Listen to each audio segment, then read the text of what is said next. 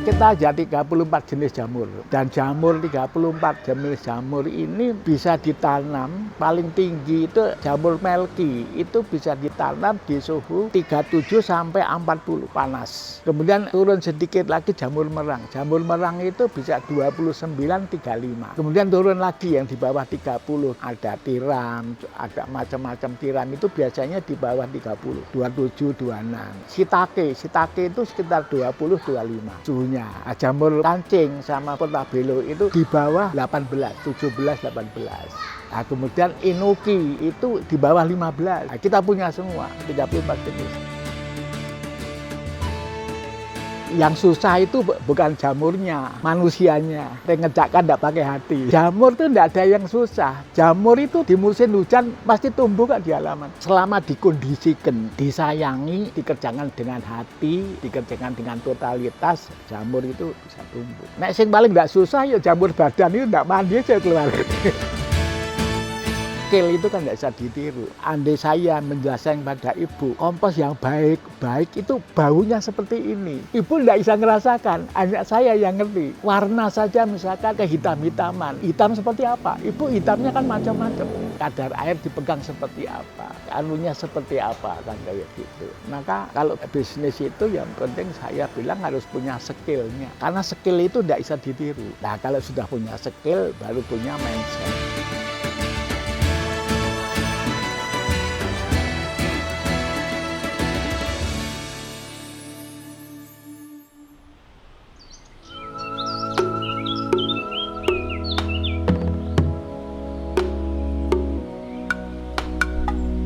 Nama saya Ratijo.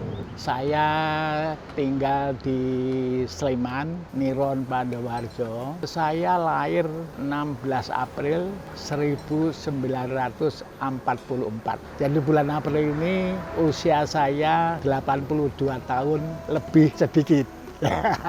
Jadi saya pada waktu itu saya lulus STM tahun 1965. Kemudian saya bekerja di PT Margorejo, dan PT Margorejo itu memproduksi makanan dalam kaleng. Terutama waktu itu ada corned beef, kemudian gudeg dalam kaleng, dan memproduksi untuk konsumsi langsung militer. Pada waktu itu perusahaan ingin mengembangkan jamur dalam kaleng untuk diekspor ke Amerika. Dan waktu itu perusahaan menargetkan produksinya satu hari 100 ton. Dan waktu itu ekspornya itu ke Amerika, Eropa, dan Asia.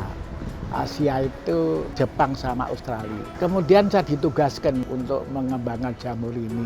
Kebetulan saya sendiri kan bukan orang pertanian. Saya tidak paham mengenai budidaya. Akhirnya saya perusahaan membentuk tim, 2 orang dari IPB, kemudian 2 orang dari UGM, Sarjana Pertanian. Kemudian saya sebagai pembantunya beliau-beliau ini. Dan waktu itu perusahaan paham bahwa kita berlima itu belum pernah budidaya jamur. Akhirnya didatangkan ahli jamur dari Taiwan. Ternyata ahli dari Taiwan itu juga tidak sekolah, tapi orang Taiwan ini ahli nanam jamur.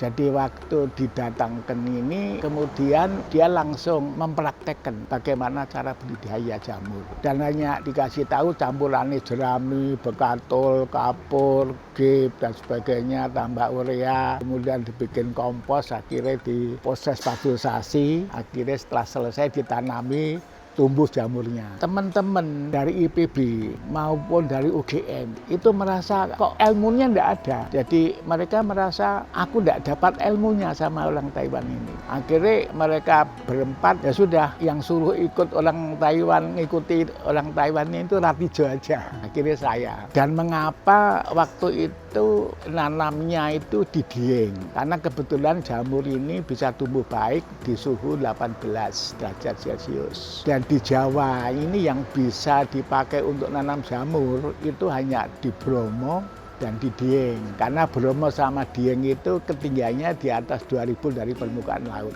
Nah, itu paling cocok untuk nanam jamur, maka harus di UGM. Nah, akhirnya karena saya istilahnya sama teman-teman dari UGM serati Jawa sing kon jadi ikut, ternyata setelah saya mengikuti ilmu budidaya dari orang Taiwan, meskipun beliau tidak sekolah, dia belajar otodidak dan belajar dari orang tuanya. Tapi dia memang betul-betul nanam jamurnya dengan baik. Dan dia ngomongi sama saya, Pak Ratijo, aku tidak sekolah pertanian, tapi saya itu bisa ngomong sama jamur. Ternyata cerita dia ngomongi sama saya, Pak Ratijo, nanam jamur itu karena kita mengelola barang hidup, kalau hasilnya mau baik, itu ngelolai harus dengan hati. Ternyata betul, setelah saya 3 tahun, 4 tahun, sampai 5 tahun berkecimpung itu, ternyata saya paham media yang bagus untuk jamur itu warnanya seperti ini, baunya seperti ini, kalau dipegang teksturnya itu oh seperti ini, oh kadar airnya seperti ini. Dan saya melihat, karena tiap hari ketemu jamur, saya tahu, oh jamur ini kalau kurang oksigen, dia menunjukkan karakternya, menunjukkan tanda-tandanya. Kalau dia kurang oksigen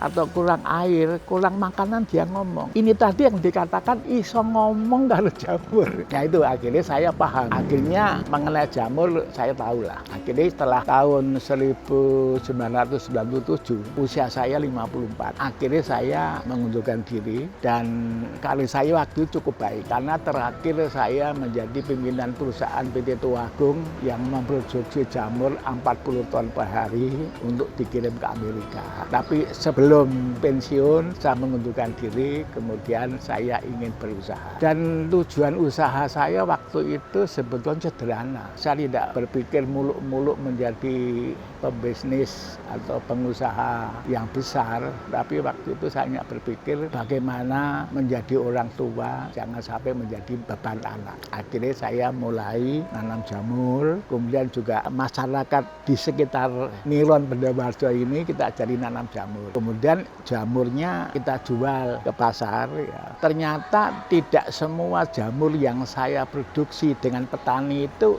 laku semua. Ternyata pada waktu itu yang paham jamur, yang mengerti jamur, yang biasa makan jamur itu hanya orang-orang keturunan. Orang Indonesia ini tidak punya pengalaman makan jamur. Setahun sekali kalau musim hujan, baru dia pengalaman makan jamur. Dan kemudian waktu mengolah jamur, itu pun bukan jamur yang dibudidayakan, tapi jamur yang tumbuh di halaman. Jamur yang tumbuh di halaman itu macam-macam. Dan hampir semua jamur kalau musim hujan itu bisa tumbuh karena klimatnya mendukung. Tapi jamur yang tumbuh di musim hujan itu tidak semua bisa dimakan. Ada yang beracun. Nah, ini pengalaman masyarakat, mungkin makan sekali keracunan. Akhirnya mereka waktu saya nanam jamur dia tidak mau beli. Takut makan jamur karena takut keracunan. Akhirnya saya berpikir bagaimana usaha saya bisa berkembang berjalan. Akhirnya saya mencoba mengedukasi masyarakat dengan membuat masakan-masakan jamur, kita jual dari rumah ke rumah. Kita jelaskan kepada masyarakat bahwa jamur itu sehat, jamur itu bermanfaat untuk kesehatan, jamur itu tidak beracun. Nah, tapi ini ternyata butuh waktu. Tapi setelah 3 tahun saya jualan dari rumah ke rumah, baru 2006 saya membuat angkringan. Tapi pembinaan masyarakat mengenai budidaya jamur terus kita lanjutkan. Akhirnya 2006 saya mencoba, setelah saya bertemu dengan masyarakat, saya paham menu-menu apa yang disukai. Akhirnya saya punya keyakinan, oh ini mungkin bisa dibikinkan rumah makan. Tapi waktu itu saya tidak berpikir rumah makan, tapi saya coba angkringan dulu. Setiap masyarakat, karena saya sudah tidak muter dari rumah ke rumah, akhirnya ada orang-orang datang ke sini mencari saya, mana makanannya jamur. Ada misalkan saya waktu itu muternya dari sekolahan ke sekolahan, dari kelurahan-kelurahan, dari kantor ke kantor. Akhirnya mereka mencari saya, oh yuk ngicipi neng angkringan neng oleh Pak Ratijo, angkringan jamuran. Nah, Akhirnya setiap masyarakat yang datang kita ajak ke kebun, kita ceritain dan mana kita kalau mau belajar jamur bisa di sini dan bisa di sini. Akhirnya tamunya mulai banyak gitu. Tapi karena persiapan saya juga masih terbatas, karena saya juga tidak punya dana banyak, akhirnya saya untuk melengkapi rumah makan, saya menggunakan alat-alat dapur dari rumah tangga yang sudah ada, dan meja kursi pun waktu saya kurang, saya pergi ke pasar Loak untuk beli barang-barang bekas meja dan sebagainya. Sampai saya kekurangan kursi, sampai saya berkolaborasi dengan Pak RT pinjam kursi RW, ya itu gambar ceritanya seperti itu. Akhirnya berkembang. 2008 kalau tidak salah saya dapat penghargaan UKM terbaik seprovinsi daerah istimewa Yogyakarta. Saya dapat penghargaan dari Sri Sultan Hamengkubuwono ke-10. 2009 saya dipanggil ke istana oleh Pak SBY, dikasih penghargaan. Kemudian 2014 saya dikasih penghargaan dari Pak Jokowi mengenai rumah makan Jejamuran, aktivitasnya. Kemudian akhirnya Pak YK datang ke sini, kemudian Pak Budiono, kemudian Pak Tri Sutrisno. Jadi 3 wakil presiden datang ke Jejamuran. Sampai semua pejabat, menteri-menteri Kofifah datang. Pak, akhirnya tamunya luar biasa. Baru saya membeli tanah untuk mengembangkan 34 jenis jamur 3,5 hektar di daerah Dukuh. Kemudian saya mengembangkan jamur shiitake 1,5 hektar di Kaliurang. Kemudian saya mengembangkan rumah makan itu 8.000 meter. Kemudian ada parkiran 1 hektar dan rumah makan Bulak Sente. Nah, inilah akhirnya perkembangan, dan waktu itu karyawan saya menjadi 350 orang. Tapi karena kena COVID, nah sekarang itu ada efisiensi. Sekarang ini tinggal 250 orang. Ini gini, maka saya bilang kan ilmu itu kan, skill itu kan tidak bisa ditiru. Andai saya menjelaskan pada ibu, kompos yang baik itu baunya seperti ini. Ibu tidak bisa ngerasakan, hanya saya yang ngerti. Warna saja misalkan kehitam-hitaman, hitam seperti apa? Ibu hitamnya kan macam-macam. Kadar air dipegang seperti apa, anunya seperti apa, kan kayak gitu. Maka kalau bisnis itu yang penting saya bilang harus punya skillnya. Karena skill itu tidak bisa ditiru. Nah kalau sudah punya skill, baru punya mindset. Oh ini dodolan jamur kok ora payu. Berpikirnya gimana supaya kita tetap usaha ini jalan. Kemudian kalau sudah skillnya jalan, menyikapi masalah. Oh waktu saya jualan dari rumah ke rumah, diremehkan orang, dihina orang karena saya pernah jadi pimpinan perusahaan. Berani jualan dari luar rumah itu. Bagaimana kita menyikapi suara-suara orang lain yang menilai saya? Bagi saya cara menyikapi tidak apa-apa. Menilai orang itu kan pikiran mereka, bukan pikiran saya. Nah, kalau kita bisa menyikapi masalah kayak gitu, sebetulnya omongan-omongan di luar itu sebetulnya kita anggap untuk bisa memotivasi. Suatu penghinaan, meremehkan itu kita menjadi lebih semangat. Kita ada 34 jenis jamur, dan jamur 34 jenis jamur ini bisa ditanam paling tinggi itu jamur melki, itu bisa ditanam di suhu 37 sampai 40 panas. Kemudian turun sedikit lagi jamur merang. Jamur merang itu bisa 29-35. Kemudian turun lagi yang di bawah 30. Ada tiram, ada macam-macam tiram itu biasanya di bawah 30, 27, 26. Shiitake itu sekitar 20-25 suhunya. Jamur kancing sama portabello itu di bawah 18, 17, 18. Nah, kemudian enoki itu di bawah 15. Nah, kita punya semua 34 jenis. Memang kalau kita mau usaha memang harus menyesuaikan suhunya. Jejamuran ini karena jumlahnya banyak, maka kita akali. Yang butuh suhu 18, ya kita menggunakan AC. Jadi kita akali. Jadi kita memang disesuaikan dengan syarat-syarat pertumbuhan jamur itu. Tumbuh optimalnya di suhu berapa. Yang susah itu bukan jamurnya, manusianya. Ngejakkan tidak pakai hati. Jamur itu tidak ada yang susah. Jamur itu di musim hujan pasti tumbuh kok di halaman. Selama dikondisikan, disayangi, dikerjakan dengan hati, dikerjakan dengan totalitas, jamur itu bisa tumbuh. Nek sing paling tidak susah ya jamur badan itu tidak mandi aja keluar.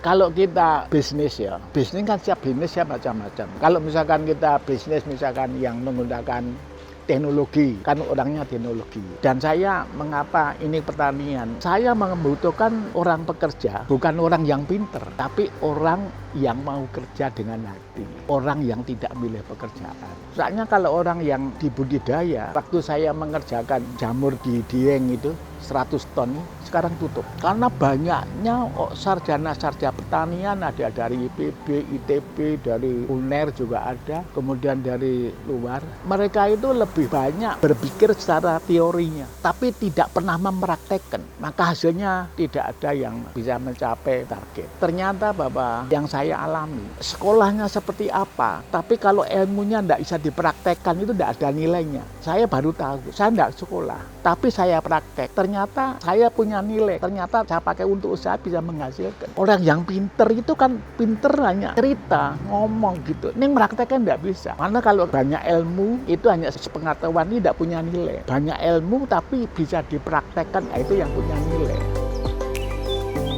Tidak masalah, usia kan angka. Saya 82, angka saya.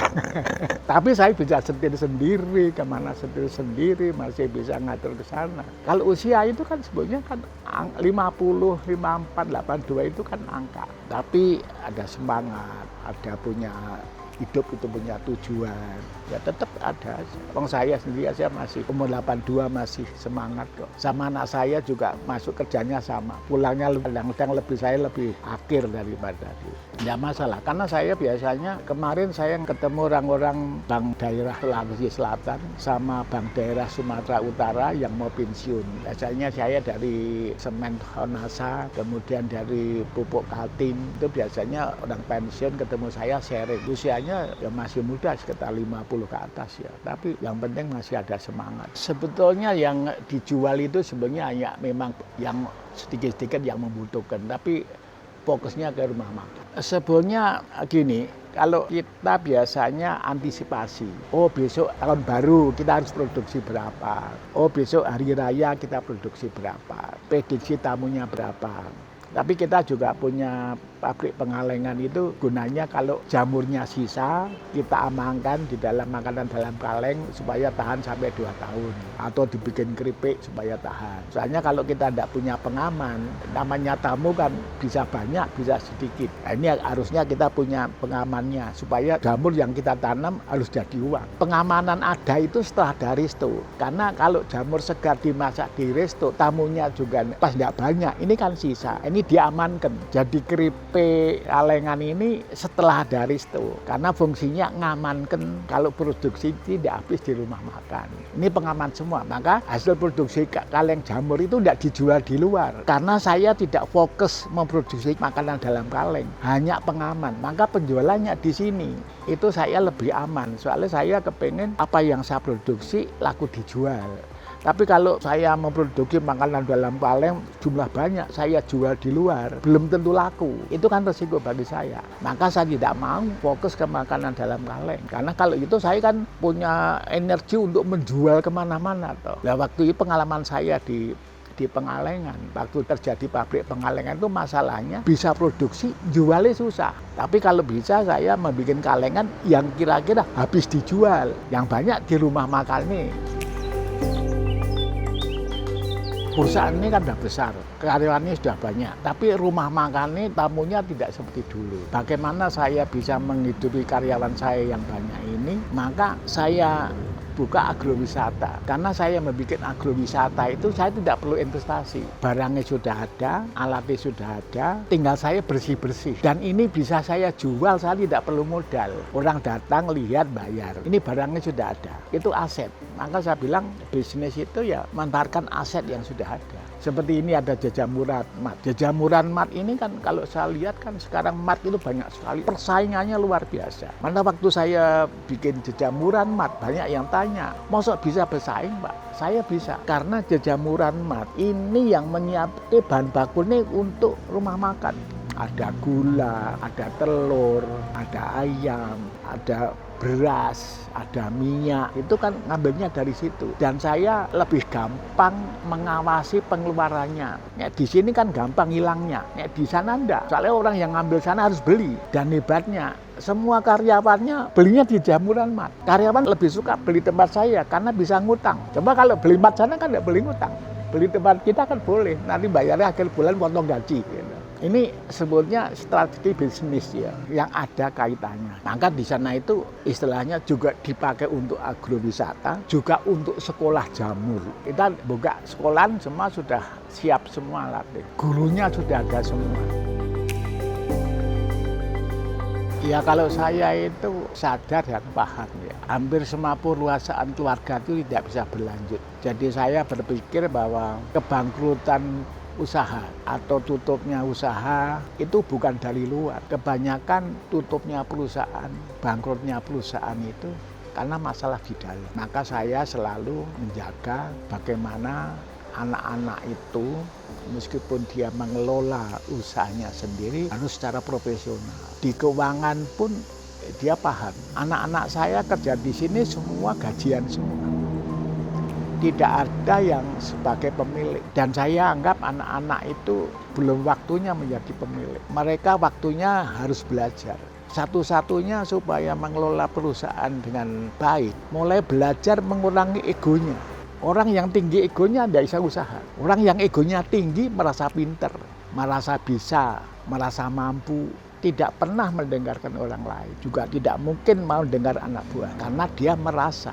Ini yang kuncinya salah satunya adalah egonya harus diturunkan. Orang yang egonya turun, orang ini sudah paham dan nantinya orang yang egonya turun itu bisa menerima pendapat orang lain, memahami orang lain, memahami perbedaan, tidak merasa pinter, jangan merasa menang. Lah kalau mereka sudah mengetahui perbedaan di dalam satu keluarga itu tidak akan sama, pasti beda-beda. Tapi dia memahami bahwa perbedaan itu sebetulnya saling melengkapi. Bukan yang beda itu mesti benar. Lah kalau keluarga sudah memahami itu, memahami perbedaan, mau mendengarkan.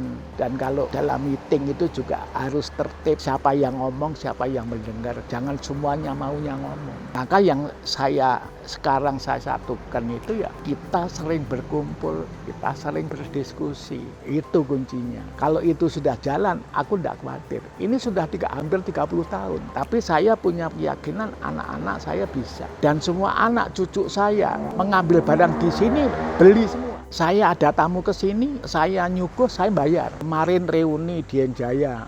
Berapa orang itu, ada 100 orang makan di sini. Saya bayar. Teman saya datang, saya ajak makan di sini, saya bayar. Anak saya juga untuk makanan dibawa pulang bayar. Tapi kalau makan di sini enggak, makan siang di sini. Cucu saya di minimarket ngambil es bayar. Supaya apa? Supaya anak-anak itu paham. Dia harus bisa membebaskan antara uang milik perusahaan dan uang milik pribadi. Kalau dicampur aduk masalah. Dan gaji juga disamakan, tidak ada beda-bedanya.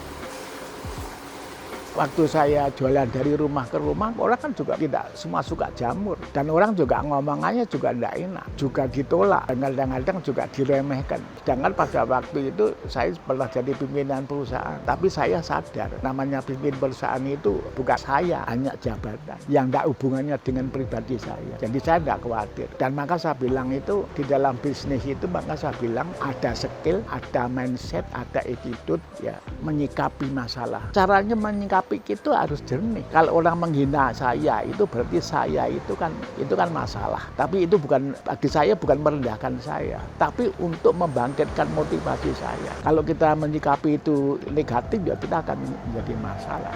Jadi sebetulnya pada waktu jalan saya tidak, meskipun orang lain ada masalah, tapi saya anggap itu memang bisnis ya seperti ini. Dan ini bagi saya pelajaran mental saya. Mental itu tidak hanya dibaca, harus dilatih. Ya, caranya itu tadi. Jualan dari rumah ke rumah ini tidak semua orang mau. Karena orang pada umumnya kan butuh validasi, butuh tepuk tangan, butuh acungan jempol. Orang kan tidak mau. Tapi bagi saya ini adalah cara kita untuk melatih mental. Ya kalau waktu itu kan jamur yang macam-macam seperti ini kan belum umum dia. Dia kan biasanya waktu saya menjual itu yang sudah biasa dimakan masyarakat sudah ada. Jamur merang, jamur tiram itu sudah ada. Nah, kalau sekarang berkembang itu karena istilahnya keinginan konsumen kan variasi menunya ada, variasi jamurnya juga harus ada. Maka sekarang itu saya kerjasama dengan Cina, kerjasama dengan Belgia. Soalnya jamur dari Belgia itu hanya khusus yang dingin. Tapi kalau kita mengambil dari Cina itu variannya lebih banyak. Karena di Cina itu geografinya itu ada daerah dingin, daerah panas, jamurnya variasinya banyak. Saya lupa harganya,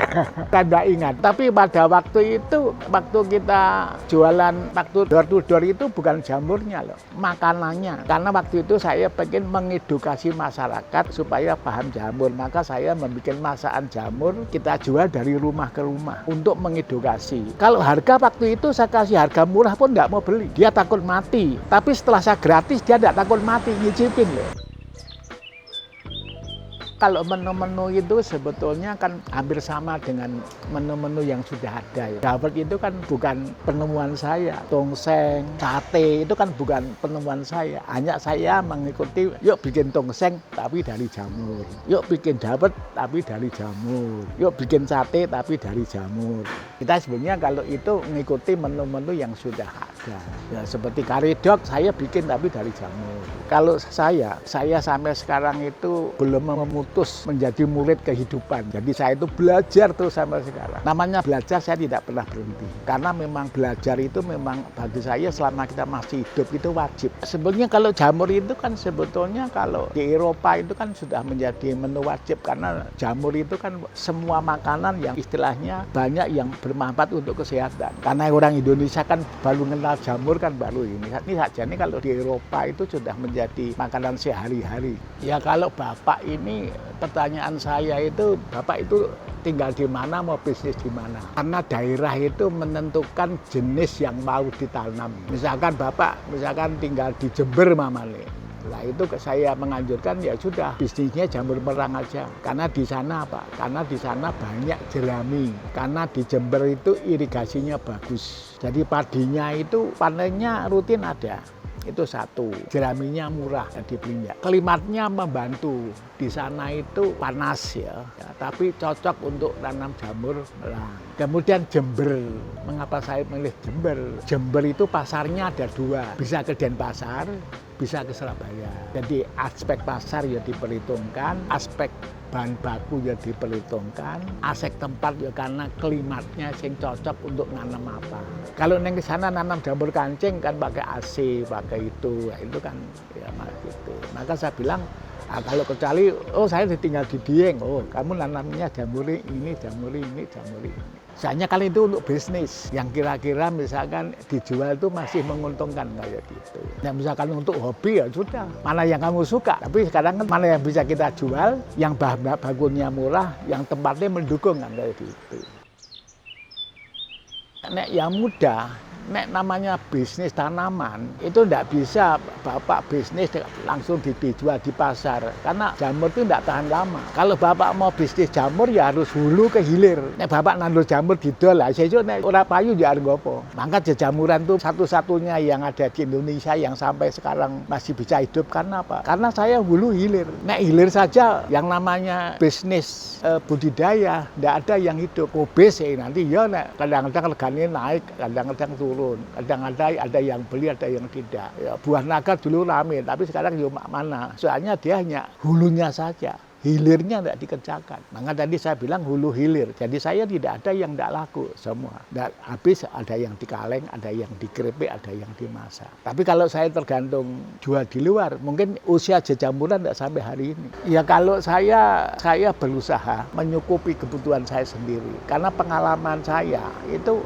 kadang-kadang petani itu tidak konsisten. Sekarang lagi mood nandur, sesuk ora nandur. Ya agak atine seneng, agak barengan ya nandur ngono. Sesuke ora nandur. Aku sebagai seorang bukan rumah makan kalau bahan bakunya seperti itu kan masalah. Karena saya bilang di Surabaya di mana tidak ada rumah makan seperti Jajamura. Karena kalau dia tidak bisa nanam sendiri, belinya di Keputran. Pas Keputran sing nandur jamur wetenge loro, rumah makannya tutup. Iya dah. Ya, maka saya bilang gini, maka saya bilang kan tidak semua orang sekolahnya sama, pendidikan saya mungkin nilainya sama, sekolah di Universitas Agribisnis, tidak semua jadi pengusaha. Ternyata pelajaran waktu mulai dari ikut orang tua, itulah yang menentukan nasib kita ke depan. Kebetulan orang tua saya itu tidak mampu, saya tidak bisa melanjutkan di perguruan tinggi. Saya pernah makan sehari 1 kali, sejak kecil saya sudah pernah merasakan laparnya. Yang namanya orang lapar itu rasanya seperti apa. Sebagai seorang anak tidak bisa beli baju itu seperti apa. Waktu saya lulus di STM itu saya pernah menjadi latihan tukang. Saya pernah menjadi penggali sumur. Apapun saya pernah jadi pembantu rumah tangga. Jadi sejak kecil itu saya sudah dibentuk oleh keadaan. Waktu itu sudah cari makan sendiri. Jadi ini yang saya anggap bahwa sejak kecil itu saya sudah istilahnya mental kita itu sudah dilatih oleh keadaan. Jadi mengapa saya misalkan di waktu kerja itu apapun saya jalani. Karena saya selalu berpikir pada waktu saya bekerja itu belajar, bukan mencari uang. Memang saya juga uang saya butuhkan, tapi bukan semata-mata cari uang. Tapi setiap saya bekerja dimanapun itu adalah pelajaran. Maka saya bilang satu-satunya orang yang lulusan STM jadi pimpinan perusahaan itu dari level saya itu tidak ada kecuali saya. Saya tidak tahu pimpinan saya melihat seperti apa, tapi semua yang ditugaskan kepada saya mesti tak selesaikan dengan baik. Karena saya harus menambah ilmu. Waktu saya lulus STM itu saya bukan kerja itu mencari uang, tapi belajar. Maka waktu saya dengan orang Taiwan itu seperti apapun tak lakoni gitu. Maka saya bilang sebetulnya kita menjadi apa itu sejak kecil itu sebetulnya kita itu sudah ada mana meskipun sekolahnya sama mungkin waktu ini belum tentu karirnya sama. Karena memang beda. Nah itu perbedaan mengapa saya misalkan seperti ini karena sejak kecil itu saya sudah diajari oleh keadaan bukan orang tua. Orang tua mungkin tidak sampai hati melihat anaknya tidak makan. Tapi keadaanlah yang mendidik saya. Ternyata pelajaran hidup itu luar biasa.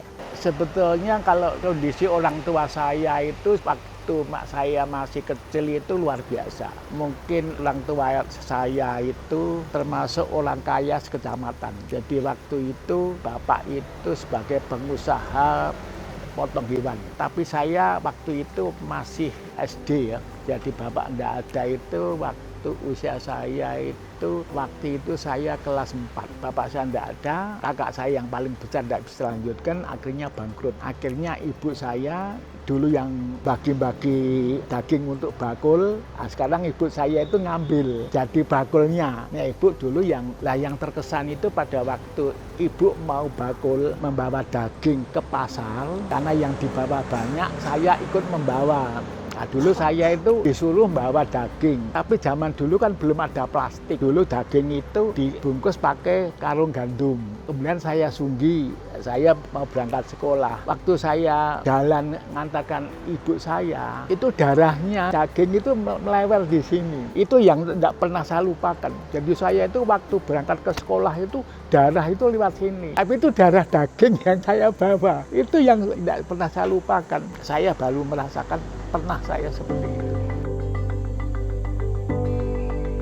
Saya tidak pernah mengajari anak-anak saya. Cucu saya, anak saya itu zamannya sudah beda waktu saya dengan ibu saya. Jadi untuk mengajari anak saya, cucu saya tidak pernah banyak ngomong. Tapi saya mencoba memberi contoh. Karena orang seperti saya banyak belajar itu, saya hanya melihat apa yang dilakukan orang tua saya. Itu yang nyata. Diomongin belum tentu dengar. Tapi kalau apa yang saya lakukan sehari-hari, mudah-mudahan bisa diserap yang baik. Yang tidak baik, jangan diresap.